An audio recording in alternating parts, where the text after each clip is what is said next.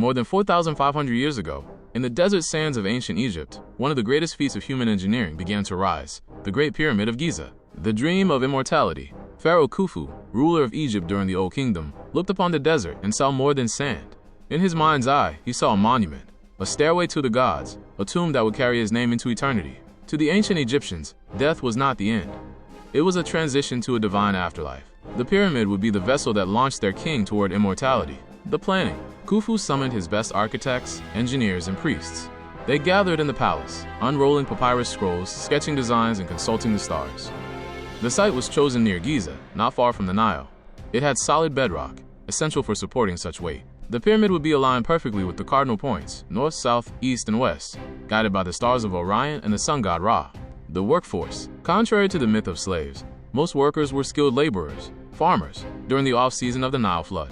They worked in rotating crews of thousands, living in organized workers' villages. They were fed well, bread, beer, onions, and meat, and took pride in building something eternal, cutting the stone. The pyramid's core was made of local limestone, quarried nearby. Copper chisels, dolerite hammers, and wooden wedges soaked in water were used to crack and shape the stone. Heavier granite, used for inner chambers, was brought from Aswan, over 800 kilometers to the south. Each block weighed between 2 and 15 tons. Moving the stone, stones were dragged on sleds over the sand.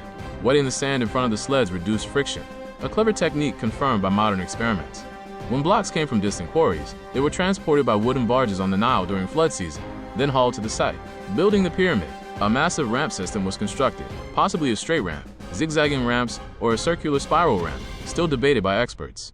Workers pulled the stones upward, step by step. Blocks were placed with great precision.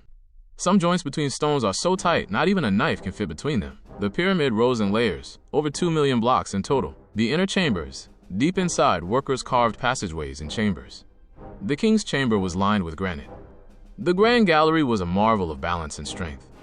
Air shafts aligned with specific stars, symbolizing the soul's journey to the heavens. The finishing touch. When completed, the Great Pyramid stood 146 meters, 481 feet, high, the tallest human-made structure in the world for over 3,800 years.